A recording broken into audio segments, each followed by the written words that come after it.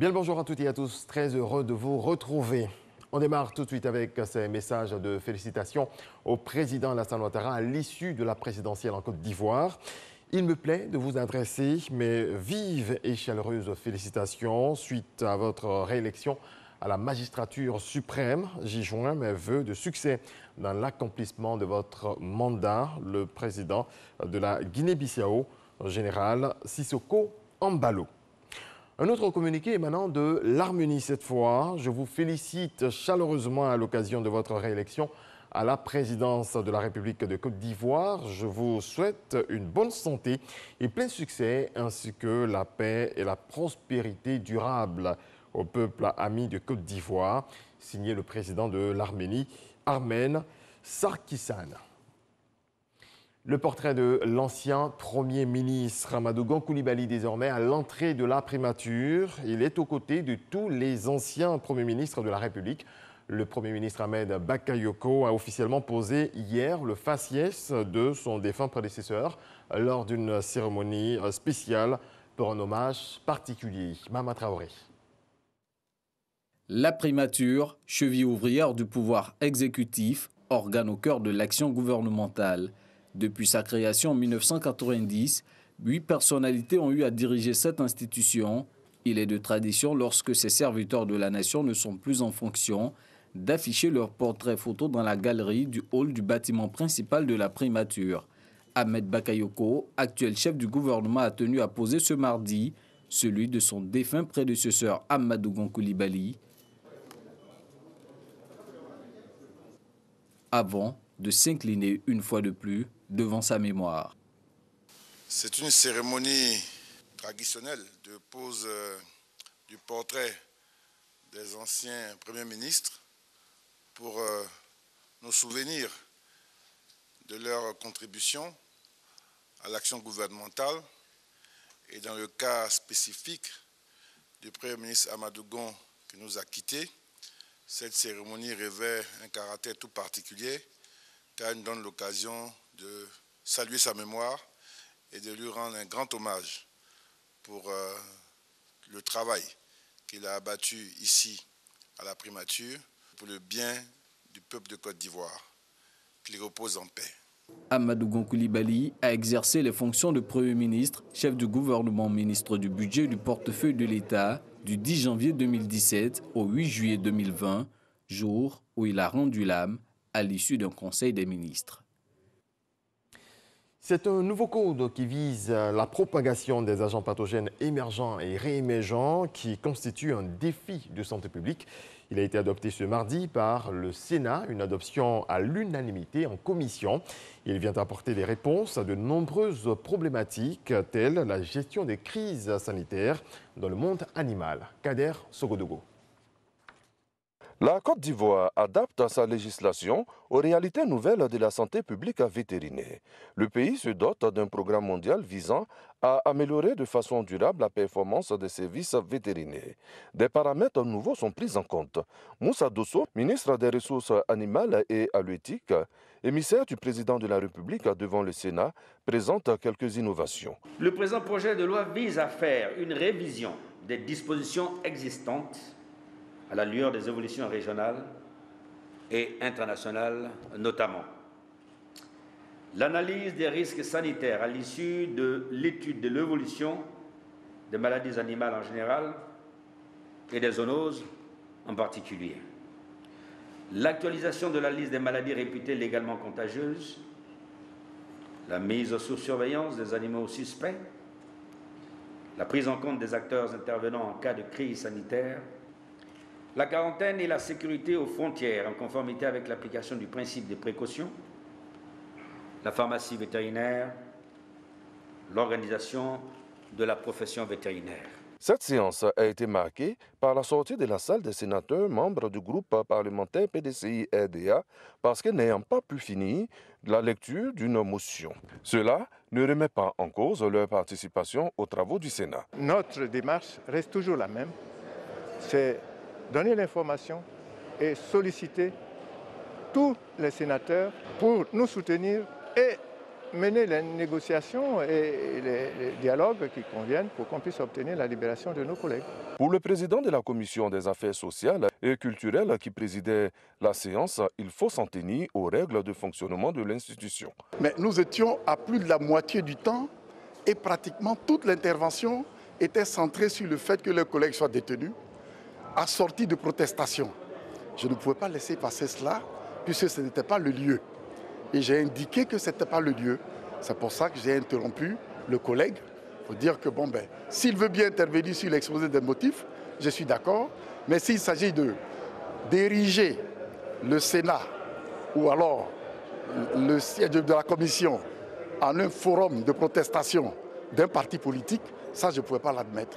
Au cours de la dernière conférence des présidents, le président du groupe parlementaire PDCI a fait état du fait que nos deux collègues étaient détenus. La présidente, Mme Sarah Sako, qui assure l'intérim, en a pris note et a dit que lorsque le bureau du Sénat allait se réunir, cela ferait partie d'un point de l'ordre du jour. Nous pensons que cela suffisait largement. Le projet de loi portant code de la santé publique vétérinaire, entre-temps, est passé comme une lettre à la poste. La Chambre nationale des rois et chefs traditionnels a initié une tournée de sensibilisation à la paix et à la cohésion sociale dans les localités secouées par les conflits intercommunautaires. Retour sur les étapes de Divo et Gagnoa avec Charles Tatou. La Chambre nationale des rois et chefs traditionnels veut contribuer à la sensibilisation de certains jeunes aux comportements décriés.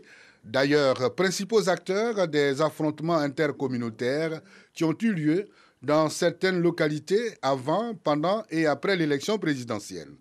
Une délégation conduite par Nana Tanoué, président de cette institution, s'est rendue à Divo, chef-lieu de la région du Lot-d'Ibois, pour cet exercice. Des échanges à bâton rompu, mais très instructifs pour les jeunes. Nos parents d'Ida, qui sont nos tuteurs, nous ont accueillis ici. Et si nous sommes ce que nous sommes, en partie, c'est grâce à eux. Donc nous sommes conscients de ça et il est de notre devoir de préserver la cohésion. La raison des événements malheureux que nous avons vécus, c'est qu'il y a un clan qui allait encadrer les marches, interdit d'autres à prendre certaines rues. Or, la police était là pour bien le faire. Pour permettre à la région d'éviter pareille situation, Nana Tanoué exhorte les jeunes à la non-violence au profit du respect des institutions et des lois de leur pays, la Côte d'Ivoire. Avant la campagne officielle, nous avons fait une grande délégation au niveau de toute la Côte d'Ivoire. Nous sommes adressés à toutes les régions de Côte d'Ivoire, les 31 régions, pour dire aux jeunes, faites attention, écoutez certes vos responsables politiques, mais ayez du discernement. Parce que quel que soit ce qu'ils sont en train de dire aujourd'hui, là, demain, ils vont se retrouver. Gagnoa dans la région du Go. Même exercice pour le même but visé par la délégation des garants de la tradition. Si vous convenez, vous les jeunes du Go, qu'il est important par-dessus tout que vous arriviez à trouver des passerelles, d'échanges, de dialogue entre vous. J'ai entendu parler d'une plateforme qui est certainement en cours de mise en place.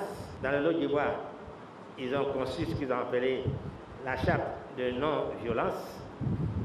Alors c'est dans cette direction-là que vous devez aller. Chacun garde ses opinions, essaie de convaincre l'autre. C'est ça la vie politique, c'est ça la formation politique. Mais quand sur des simples mots d'ordre, on en arrive à s'entretuer, vous les jeunes, c'est pas sûr que ce soit les meilleures solutions. Le président de la Chambre vient nous appuyer. Oui. Donc nous allons maintenir les sensibilisations. À Divo, tout comme à Gagnoa, jeunes et adultes sont d'accord pour le retour définitif de la paix et la cohésion sociale dans leurs régions respectives. L'UNESCO sensibilise les jeunes en Côte d'Ivoire avec 6,7% de migrants. Notre pays occupe la deuxième place derrière le Nigeria, selon un classement de 10 premières nationalités arrivées en Italie entre janvier et novembre 2016. Des chiffres alarmants et qui poussent à la sensibilisation radiophonique grand public, notamment à Bégerville. Sephora Zegui, Jean-Marc Adjadji. La migration irrégulière s'est accentuée ces dernières années. Malgré les initiatives du gouvernement et d'autres structures partenaires, des jeunes sont toujours tentés de traverser la Méditerranée. En moyenne, 300 personnes meurent chaque mois sur la mer. soit 10 décès par jour, du fait de la migration irrégulière, selon l'Organisation internationale de la migration, OIM. Le bureau de l'UNESCO à Abidjan prend son bâton de pèlerin pour susciter une prise de conscience des jeunes face aux dangers liés à la migration irrégulière. C'est à travers une émission radiophonique qu'elle entend atteindre sa cible. Tout ce que nous savons sur la migration irrégulière, la souffrance des migrants, la traversée, ce sont des choses qui nous sont racontées par des médias, on va dire, européens. Il est important que les médias africains s'intéressent à la question.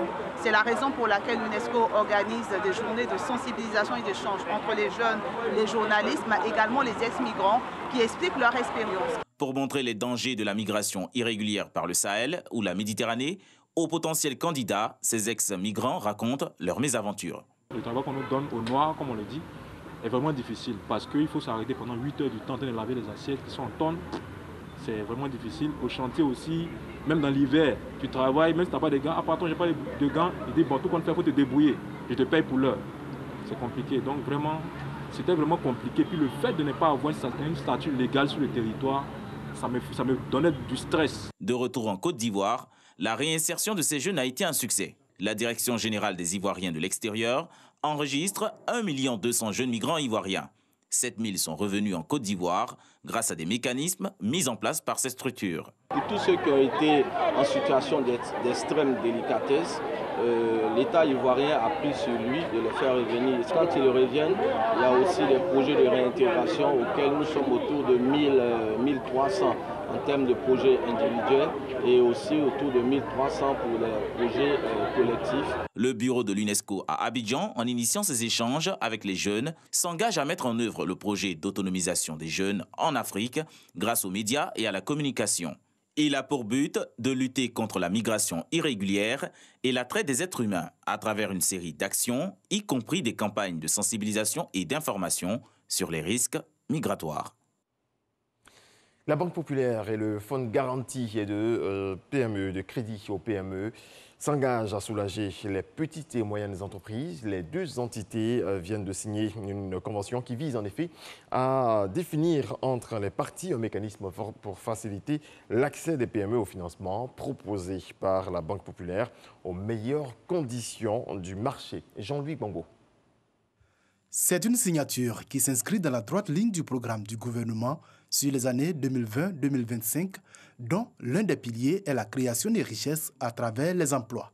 Le cœur de cette convention étant l'accès des PME au financement afin de permettre à cette catégorie d'acteurs économiques d'avoir une contribution plus efficace au financement de l'économie ivoirienne. Cette convention règle définitivement certaines problématiques qui se posent aux banques dans le cadre du financement des PME. Elle apporte un taux d'intérêt qui est abordable, 6,5%. Vous savez que l'une des problématiques posées au quotidien par les PME, c'est justement les taux d'intérêt qu'ils trouvent et les coûts des crédits qu'ils trouvent encore trop élevés. Ce sont des crédits et des financements qui iront sur des durées de 0 à 5 ans. Le fonds de garantie, lui, couvrira jusqu'à 80% des garanties demandées par les banques pour accorder les crédits. Aujourd'hui, le problème de garantie ne doit plus exister. Les PME, en cherchant des financements, doivent se dire qu'il existe une structure créée par l'État de Côte d'Ivoire qui est le fonds de garantie des PME et qui a des partenaires fiables pour les accompagner dans l'accès au financement pour leurs projets d'investissement ou d'exploitation. Rappelons que les PME représentent plus de 90% du tissu économique, mais seulement 23% du PIB. Au 31 décembre 2019, l'encours des crédits aux PME à l'échelle nationale était de 1 464 milliards de francs CFA, soit 19% du total des encours des crédits des établissements bancaires, tous secteurs confondus. À présent, je vous fais un point rapide de la pandémie à coronavirus en Côte d'Ivoire. À la date d'hier, le ministère de la Santé et de l'Hygiène publique a enregistré ce mardi 24 novembre 2020 8 nouveaux cas de Covid-19 sur 338 échantillons prélevés, soit 2,4% de cas positifs, 14 guéris et 0 décès. À la date du 24 novembre, la Côte d'Ivoire compte donc 21 156 cas confirmés, dont 20 833 personnes guéries, 131 décès et 192 cas actifs. Le nombre total d'échantillons est de 211 540. Dans le reste de l'actualité, aux États-Unis, au lendemain du lancement de la transition, après 2 semaines de blocage de Donald Trump, Joe Biden a présenté les premiers membres de son cabinet, ceux chargés de la politique étrangère de sa future administration. Une nouvelle diplomatie américaine qui semble vouloir rompre avec l'isolationnisme des années Trump. C'est la fin de ce rendez-vous de l'actualité. Merci à toutes et à tous de votre attention. Paix dans vos foyers.